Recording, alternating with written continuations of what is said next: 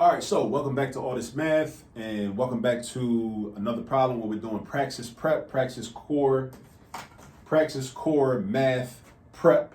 All right, so this is another problem that my students in my prep course were going over, or it was on their diagnostic test. All right, this is number 52 off of page 95. Number 52 off of page 95. Right, so within the video, embedded within the video, you'll see within the description, you'll see the entire problem printed out within the video description. But for now, I'm just going to read it. It says, let x be a positive integer and consider the following data set. X plus 2, x plus 4, x minus 4, x minus 3, and x plus 6. Then it proceeds to say which of the following statements is true. Number 1, the mode is x minus 4. Number 2, the median is x plus 2. Number 3, the mean is x plus 1. All right. Now, it's a multiple choice question. You have different choices, like either it's only 2, or it's 1, 2, and 3, or it's 1 and 2 only, or it's 3 only, or it's 2 and 3 only, right? So our job is to figure out which is the correct answer. Is it just, is the mode x minus 4? Is the median x plus 2? Is the mean x plus 1? Which of those is true or which of those is untrue? That's what we need to do. But first thing we need to do is we need to simplify this, because you got x's, you got variables and everything. Notice in the beginning it says let x be a positive integer. So the problem tells us to let x be a positive integer. Why don't we just do that? We got to know what an integer is. An integer is a number that does not have any fractions or decimals in it, right? 2.8 is not an integer. 1/3 is not an integer. 2 is an integer. 8 is an integer. Negative 15 is an integer. 10 billion is an integer. Those are examples of integers. Integers have no decimals or no fraction parts, right? So now it says let x be a positive integer. There are a lot of positive integers, but the easiest positive integer to work with is the number 1, right? Probably because it makes the math the simplest, because it's the smallest positive integer, 1, right? So what we can do is we can replace all these x's with 1s. And that simplifies things, right? So it don't matter what the integer is. When you see a problem like that where it says let x be something, that means as long as the value fits in the criteria, it's cool. You can use it. I mean, if I wanted to be difficult, I could make x equal 394. I wouldn't do that because that just makes the math more difficult for no good reason. And it really just ends up being a waste of time and extra effort, right? And you don't got time for all that, because when you're taking this test, you got 90 minutes to do 56 questions, right? So you want to pick the easiest number for you to work with, all right? Pick the easiest number for you to work with. The smallest positive integer is positive 1. So what we're going to do is this. We're going to change each of these x's into 1. So that means that this becomes 1 plus 2. 1 plus 2 is 3. This is 1 plus 4. 1 plus 4 is 5. Because remember, we're following the instructions. We're letting x be a positive integer. You decide which positive integer you want. I think you should use 1. Use positive 1, right? Then we do 1 minus 4, which is negative 3. Then we do 1 minus 3, which is negative 2. Then we do 1 plus 6, which is 7. So now, instead of these expressions with variables in them, now we got actual integers. We got 3, 5, negative 3, negative 2, 7, right? Now, this expression don't have to be positive. The problem didn't say that. The problem said let x be a positive integer. But once you throw x in there, you might end up with a negative. Like we got right here, I got a negative 3 and I got a negative 2. That's cool. That could happen. That's all good, right? Now, you keep going, and it's like number 1 talks about the mode, number 2 talks about the median, number 3 talks about the mean. So basically what that means, we got to figure out what the mode is. All right? So what is the mode? I got 3, 5, negative 3, negative 2, and 7. This has no mode. There is no mode. All right? The mode is the value that shows up the most frequently. All of these values show up an equal amount of times. They all show up once. There's no mode. So if there was 2 3s, then 3 would be the mode. Or x plus 2 would be the mode in that case, right?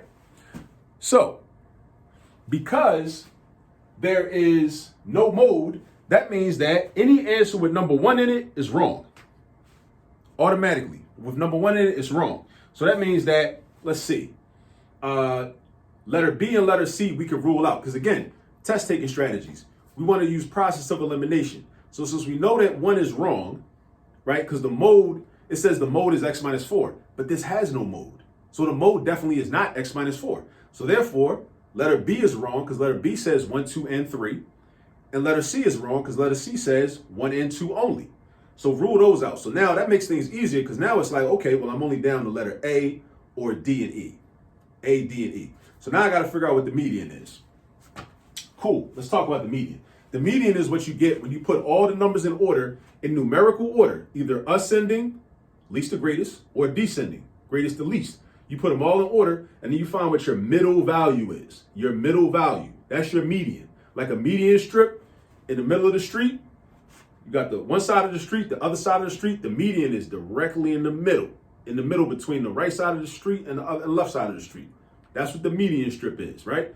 Same thing in statistics. A median is the middle value, but all your numbers have to be in order. Like I can't just sit up here and be like, oh, -3, that's my median. Nah, that's not right because these numbers are not in order yet. So let me put the numbers in order from least to greatest. You could do greatest to least, but I prefer to do least to greatest. So my smallest number is -3. So I'm gonna write -3, comma. My next biggest number is -2. All right, because with the negative numbers, the numbers furthest away from 0 on the number line are the smallest. So that's why -3 is the smallest, and -2 is bigger because it's close to the 0. Then my next bigger number is +3. And then, and I like to do this too, cross them out so I know I already used them. And then I got a 5, boom, and then I got a 7. All right, so this is ascending order, right? Now my median is 3. That's my median, all right? But now my answers within the problem are in terms of the original expressions before you plugged in that positive integer, right? So now what I got to do is I got to go back and say, okay, well, if 3 is my median, what was the expression that corresponds to 3?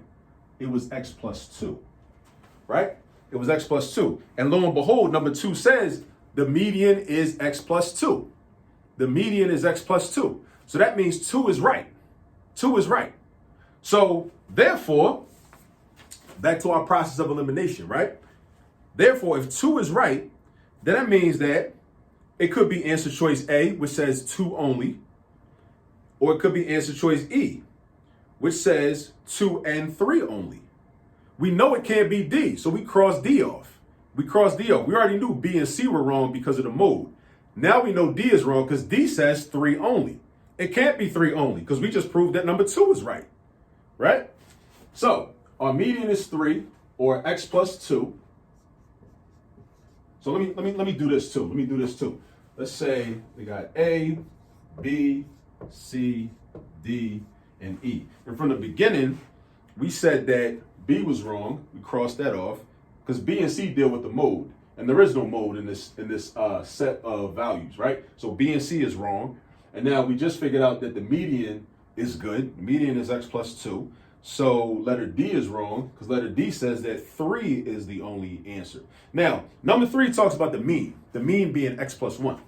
So that means we got to calculate the mean. All right, so based on x being 1, let's calculate our mean. The way you find the mean is you add up all the values and divide by the number of values. So we're going to add all these numbers up. -3 plus -2, -5. -5 plus 3, -2. -2 plus 5, +3.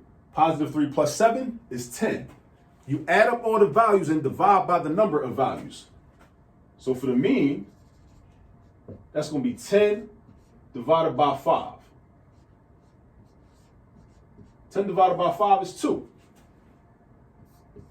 That's our mean. Our median was 3. Our mean is 2. Now, but we need to know what expression from the original problem corresponds to 2. Is there an expression that corresponds to 2? Let me see. So the mean, we got 10 divided by 5. All right, wait. Let me make sure I do nothing wrong. -3 and -2 is -5. -5 plus 3 is -2. -2 plus 5 is 3. 3 plus 7 is 10. 10 divided by 1, 2, 3, 4, 5. 10 divided by 5 is 2. All right, so that's 2. So which one of these answers gives me 2? 7, -2, -3, -5. Bear with me for one moment. 52.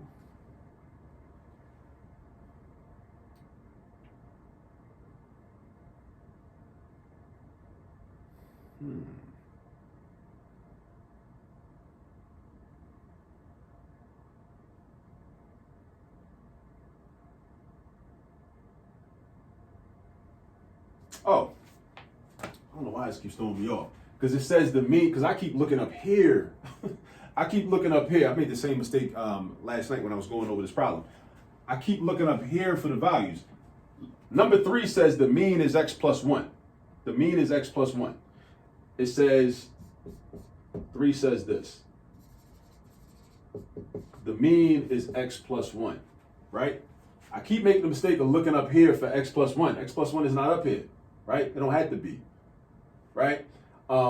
X plus 2 happened to be up here, right? Because it's one of the actual values. I should have realized that.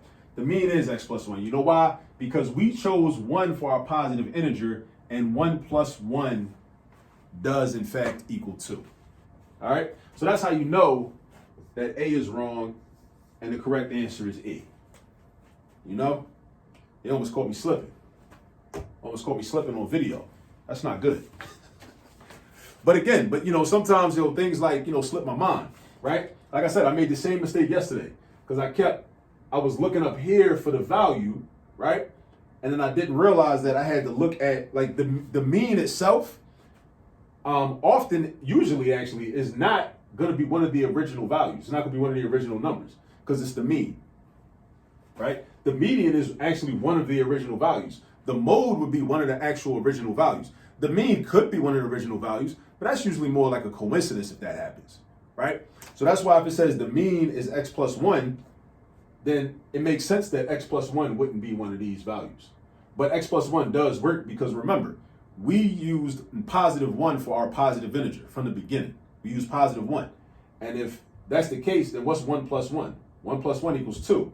And we just proved that the mean based on these values, or the values of that we got up here, the mean is 2. All right? So take a look at that. Rewind it. Make sure it makes sense. If any part of it doesn't make sense, let's talk about it on Saturday. Let's talk about it during class. All right? And until I see you next time, enjoy.